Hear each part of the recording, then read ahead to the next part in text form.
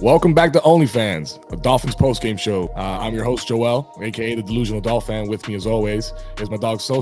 What up? What up? And we also got the skeptical one, Martin Ortega. What's going on, Martin? What's up, man? Just a little delusional after what I saw today, but that's about it. Nah, you're not quite there yet, but I will show you the ways, my friend. I'll show you the ways. Well, before we get into it, guys, give me one quick, snapshot phrase as to how you're feeling after this game. I'll start. One word. One word or one phrase? Impressed. I like it. You keep it simple. You're impressed. How about you, Martin? Good, just not there yet. Wow. Okay. Good, just not there yet. Interesting take. All right. Well, ladies and gentlemen, the Dolphins go into Baltimore week 2, and they defeat the Ravens 42-38 in a wire-to-wire victory. I mean, this was a tale of two different halves. For the Miami Dolphins, at least. The Baltimore Ravens kind of stalled out a little bit at the end there. And the Dolphins were able to capitalize in this victory where Tua Tagovailoa threw for 6 touchdowns, tying a franchise record. Bob Greasy and Marino were the last to do it for the Dolphins, and he joins that club. We also had big days for our receiving core. The big signing off season was Tyreek Hill, and he went off today. He had a Tyreek Hill-esque day. He had over 100 yards catching and 2 touchdowns. We connected on 2 bombs with Tua. We had Jalen Waddle all over the place. The run game maybe not necessarily there. We'll get into that in a second. And the defense is a little suspect in my opinion.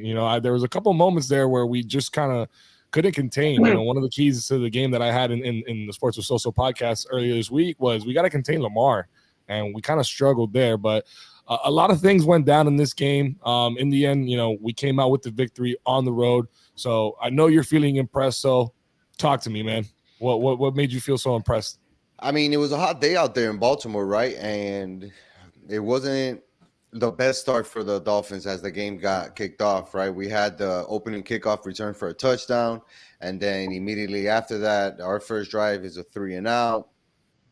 Second drive, they come right back down. We end up doing Tua throws his first interception after a tip ball where the guy makes a miraculous catch, makes another interception in the second quarter. And that whole first half was just a disaster of a start for the Dolphins. But the reason why I was so impressed is because the fight that they showed. Like, I've never seen this Dolphins team or any Dolphins team really come back from such a deficit, such a quote unquote ass kicking is in the first half of a game, come back, face that adversity, make big plays both on offense and defense, and go out there and win the game. Not by a field goal, not by nothing, with a touchdown to seal the game. That shit was impressive. Yeah, and not to mention, I mean, being down 21 points in that going into that fourth quarter where we needed to score. I mean, we were all talking about it, right? We were all chatting in our group chat as the game was going on, and I remember kind of we were narrating and we were like, all right, we need a score right here. We need a quick score. There's enough time. And then, all right, now we need to stop. And we got a 3-and-out. We got to stop, a big stop. And then it was like, all right, we need to move the ball again. And we kept doing that. And it was like, man, this is a different feeling. We're used to asking for these things of our Dolphins and usually not getting them. And today we did. And we improved to 2-0. But for some reason, there's a guy on this call that is still not bought in. So, Martin, what's going on, brother? Talk to me. I know you were impressed like Soso, but you're still not there yet. If you're not impressed by what you saw today, then I don't know what the hell you're watching. Right. But we started off flat. The kickoff return, it's one of those things that you're like, what are you going to do? But then we start the game with an interception. Our defense goes on a real-time 31-minute drive. The defense comes back again flat. It was the first. It's so crazy to know that you literally had a crazy ending and a shitty first half like that. That to me, you literally got everything. The announcers kept saying it. You got a long drive, you got a goal line stand, you got everything from this game. Right. But the fourth quarter is literally what I could speak about. That to me, that was a Cinderella ending for anybody, especially for Tua. For me, this is my opinion. Everybody talks about the Patriots 4-0 record, whatever. This to me was his first real win as a quarterback in the NFL. That's just my opinion. That's fair, bro, because if you think about it, his performance warrants that, right? Like the guy threw for 500 yards, like or over 400 yards, 6 touchdowns, had the 2 interceptions, and still bounced back to win the game. That's the kind of stuff that we see from playoff caliber quarterbacks, right? And if we think that this is a team, right, that is built to go into the playoffs, then the quarterback play has to mirror that. And that whole second half performance by Tua was freaking impressive. I see it here that the Dolphins were the first team in NFL history with a player recording 400 plus pass yards with 5 plus touchdowns, right? With two teammates recording 170 yards plus receiving yards with 2 touchdowns, Tyreek Hill and Jalen Waddle in the same game. Like, again, Absolutely you have to, insane. insane, and you have to expect Tua to do those type of things in order for us to win, and he did it. And I guess that's why it's so impressive, because we hadn't seen it perform from Tua. I mean, what we got last week was, what the Tua haters, were used to seeing for, the last 2 years, right? The lackluster, he got the dub, but man, he didn't really do enough. You know what I mean? I didn't really see anything. He didn't really impress me. And yeah, with Dolphins got the dub, but man, still Tua, man, And we got to see the kid ball out from a fantasy perspective. QB1 this week. Let's just put that out there. In one of my leagues, or For sure. multiple leagues, he put up more than 60 points. How did he do that? Like you said, 36 for 50. That's over 70% completion percentage. 469 yards through the air. Initially the catch that he had to Waddle, or Waddle took off. I already knew where the haters were going to come out of the woodwork and say, "Oh man, he just threw a little slant and Waddle did the rest of the work." But we saw him connect deep with Gesicki in the end zone, on a nice high jump ball that only Gesicki could get. We saw him connect downfield twice with Tyreek Hill. We saw him making different types of throws. And also we saw something that we hadn't seen from Tua recently, which was a good scramble. He did it towards the end of this game where, he kind of he anticipated the pressure, spun out of it, scrambled, and got some more yardage and was able to keep a drive alive instead of just kind of letting the pocket collapse around him and then getting buried in it. So there were some improvements. Obviously, the 6 touchdowns is the blatant improvement, right? From 1 touchdown to 6 touchdowns. For sure. But, I mean, huge stat lines across the day for the Dolphins, man. I mean, I feel like the best part that I saw was a better commitment, or a bigger commitment to the running game. We saw Chase and Mostert really. Did we though? It's not 20 carries a game yet, but the change of pace was there. I felt like that helped the throwing game, because they had to. I don't know, man. Account for that a little bit. I agree. Go ahead, Martin. Go ahead. If everybody sits at this game and says, "Oh yeah, Tua did all that," but if they forget that the second half, or the actual scoring started when Mostert started to open up the pass game by actually being efficient. That guy didn't have a negative yard the whole game. Catching, running, whatever he touched the ball, it was positive yards, and you saw that it opened up things for the actual offense. I agree. 100%. Don't please. I don't care. The stats don't always show what really happened in that game. The passing started when that running did. And you can tell in the play calling, I feel like, right? Because what we saw after that, right, from the hands off inside the middle, or where we were trying to stretch them to the outside, we saw a bunch of throws attacking their linebackers, and a bunch of throws like taking a snap and a quick throw right to the middle. That's because their linebackers were worried about our running backs and whether or not they're blocking, or if they're carrying the ball, or if they're running a route. And Tua took a good advantage of that. I had texted Martin like on the Tyreek Hill touchdown where he was necessarily wide open or had that one-on-one coverage. A good quarterback recognizes that without showing that much attention, takes a snap, doesn't even look that way until he knows that Tyreek already cleared, and he's like, all right, now I could just float it up there, and here we go with the touchdown. And it worked out beautifully. Waddle too, man. Both of those guys are leading the NFL right now. Only 2 players in the NFL with more than 200 receiving yards. Tyreek Hill, 284. Jalen Waddle, 240. Let's go. No, you can't be upset with their performances. But going back to the run game, man, Martin, this was something that you were big on. You had said it. You stressed it. Hey, the Dolphins, we don't have a running identity. Last week we didn't really have that. We had Chase Edmonds, who was our big signing, right? That was supposed to be the starter coming out of Arizona. Didn't see him all preseason. We were wondering what we were going to get with him. We knew Mostert, he has Olympic speed. worked with McDaniels over in the 49ers, and that was going to be kind of the 1-2 punch. Well, after 2 games, in my opinion, I think Mostert deserves that RB1 with Chase Edmonds coming off as that third down back, pass catching back. He has just more of an impact. 11 carries, 51 yards on the ground, and then he had 3 catches for 28 yards receiving. Like you said, he was able to help us get those, those tough yards and kind of move the chains and change the pace, get us out. They pinned us in the back close to our own end zone, and Edmonds was able to get a run and get us out there, get a burst, buy us some space, have them respect that run now where we were able to open up some lanes. But when you talk about, there was 17 carries as opposed to 50 throws. It's just imbalanced. That's what I'm a little disappointed with. I think there should be a healthier balance of that, especially going into, a back home now against the Buffalo Bills team that is known for their defense. Yeah, 100%. I agree, but I will say this too.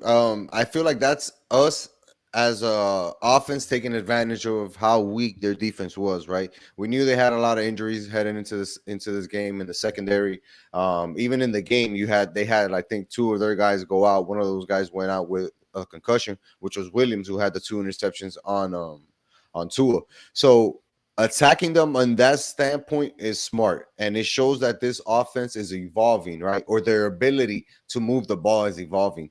I think it just bodes well that teams know now that we can throw it, and we're not afraid to throw it. We're not afraid to line up the speedy guys together, outside, separate from each other, whatever the case may be, just to get our best matchup. And Gesicki stepping up this week has been huge. I know that a lot of people have been, champion for this guy, rightly so. And if he can continue to be this type of productive tight end in this offense, man, the sky's the limit for this offense, man. The offense just put up 42 points, guys. Like 42 points. They did, and I'm happy that we're giving them their praise and we're giving them their accolades because they absolutely deserve it. Every single one of those guys does. But we've been, for the better half of about 15 minutes, we've been very offensive heavy, and I want to get into the defense for a second here because there was a couple gaps in our defense, especially in that first quarter, man. Obviously, we saw the opening kickoff go for a touchdown. Then we saw, the Ravens just kind of score at will, right? Just kind of get down the field for the most part and do whatever they wanted when it came to the red zone. We saw them get, they had a 68-yard drive that resulted in a touchdown to Mark Andrews, which is their go-to. Then we saw another play after, the Dolphins score where they come out and Lamar, goes off, or no, sorry, it was a pass that he connects for 75 yards. Then we saw Lamar run a deep, run for, I don't know how long that run was. I'm going to look that one up, but he got a big solid run off on us where he ended up scoring. 79 yards for Lamar Jackson. And don't get me wrong, I understand he's a superstar, and I know that there's some guys possibly on this call right now that may want to see Lamar in a Dolphins jersey. Or maybe there's multiple guys on this call that want to see Lamar in a Dolphins jersey. I don't know. It's just difficult, to be a Dolphins fan and see that guy run the ball on us like that and do whatever he wants. Glad, in the end, we got the result we wanted, but that was because, in my opinion, the offense was able to generate more than the defense was in this week 2 victory. What are your guys' thoughts? Yeah. So I'm going to say, honestly, 4 touchdowns on Lamar Jackson total today. 3 passing, 1 running. 2 of those drives were 1 play touchdown. Or he had 3 plays, but one of them was just a long play. Right, big plays. Our defense is really, it really depends on our D-line. If we don't get the pressure, you're leaving all your DBs out to dry. You're blitzing, you have different schemes, but your corners are meant to just literally man up, and hopefully you get the pressure and they take care of business. But if one mistake happens, you have to understand our defense is literally be perfect or you're going to mess up and you're going to allow touchdown, especially to an offense led by Lamar Jackson. Yeah, for sure. And one thing that stood out to me, I don't know if you guys paid attention to it as much as I did, but the penalties. There were so many penalties by the defense that just kept drives alive for Baltimore. Even when we got a stop, you know what I mean? Instead of a 3rd and 8, 3rd and 9, they were facing a 3rd and 3, a 3rd and 2, and continuously getting those advantages. But I will say this, for as bad as they played in the first half, they really came to play in the second half because I know that there was 2 downs for the Baltimore Ravens where they had a 3rd and short situation, and we stopped them dead cold on both 3rd and short situations. And they tried it on 4th and 1 on one of those occasions, and we stopped them as well. Once that happened, I felt like the defense got their swagger back, felt a little bit more comfortable, and saying like, okay, we stopped these guys. Let's rely on offense to pick us up, which they did. Again, a full team performance, right?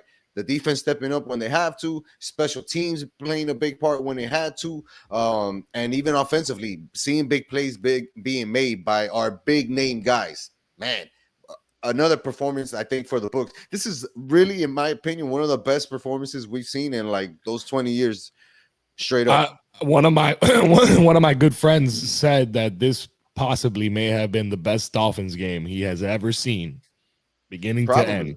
And the more I think about it, I really can't argue or disagree. I mean, I know we know the miracle, a couple years ago where we beat the Patriots, right, on the last minute or whatever. That was the last minute. Okay, the whole game was miserable though, right?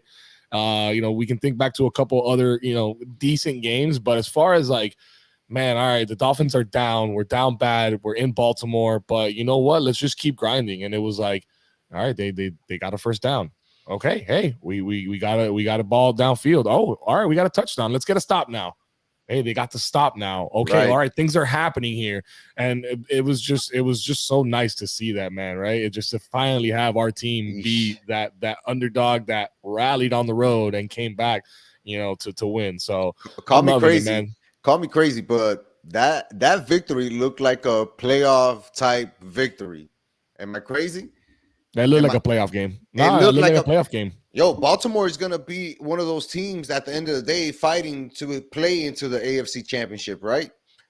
If we're being realistic, they have the opportunity to get down there that far in the season. This is a real impressive win for a Dolphins team that is with a new head coach, new offense, a lot of questions on that offensive line, and we go on the road to beat a NFL MVP caliber type quarterback after the day that he had. Man, I know I said it again, but I'm impressed. This is a huge win, a big win. And now we're 2-0. More importantly for me, I don't know about you guys, we're 2-0, top of the AFC East division, putting that pressure on the Bills to go into Tennessee and get a dub or beat Tennessee. Yeah, and speaking of the AFC East, we saw the Jets actually had an impressive comeback win against the Browns. Right, late, they had an onside kick and they got the touchdown they needed. It was actually a pretty good game too. If you were watching that game, but now they're 1-1. They got their first victory on the year after losing their home opener last week. Then you got the Patriots who beat the Steelers. They think they were back at home after playing us on the road last week, and they actually got that win. So they're 1-1 as well. And then we all know that division, currently runs through Buffalo. They're playing tomorrow, Monday night. They won their first game, and we got to play them next week. So, next week when we see Buffalo, we're more than likely going to be 2-0 facing each other. And I'm having a real good feeling about what we can do now after seeing this performance from our Miami Dolphins. It reminds me of that meme where the two guys are like, "Look at us. Who would have thought? Who would have thought? Who would have thought?" And don't forget, guys, if you're looking for that Dolphins Bills preview, tune into Sports with Soso. We drop those usually on Tuesday mornings for you, where we'll go over some other stuff that we may have missed on here on OnlyFans, and then we'll also give you kind of an in-depth preview of what we think are some of the keys to success in that game and what we hope and expect to see. Yes, sir. All right, guys. Well, before we move to our go ahead. Before we move to our 3 and out, I just wanted to see if there's anything else that we didn't cover or touch. Go for it, Martin. I see your hands up. I didn't get an input on this playoff game. So the only reason I said I don't see it that way, because I'm hoping that's not the case. The last thing I want is to go into the second half of a playoff game and have to pull off a miracle like that. I'm hoping Tua's not throwing 50 times a game in the rest of the season, because I'm sorry, I'm still not there yet. And I'm saying we're not winning we're winning maybe hopefully half of those games if he's throwing 50 times a game. So hope by then we're running the ball more and we look more efficient overall and not just wait for a second half to pull off a miracle. That's just my opinion. I get that, but here's what I will say to defend Tua today, right? He was accurate, 36 of 50. 2 interceptions. One of them should have been not an interception, right? Not his fault, where the ball got tipped up yet again, right? And we saw a lot of guys drop passes today. balls in hands, tips, and stuff like that. So kind of like with the Hurricane games we saw on Saturday, if you don't make those catches, it's always going to come back to bite you in the ass, and especially with a guy like Tua, it's going to look worse, right? But overall, I think it was a good win, man. A good win heading into our 3-0. A good win. Yeah. One last thing I'm gonna note. And then it was something that another good friend of mine told me as we were watching the game. Got some good friends. Yeah, dude, they keep us posted. They give us some good content. But Yes, sir. if you haven't seen it just yet, voted already the worst gritty of the year, our tight end Mike Gesicki. I don't know if you guys saw that clip of his gritty, but God, Bro, that was the worst gritty I've ever seen. Horrible. That touchdown made up for everything he did that time. Top here.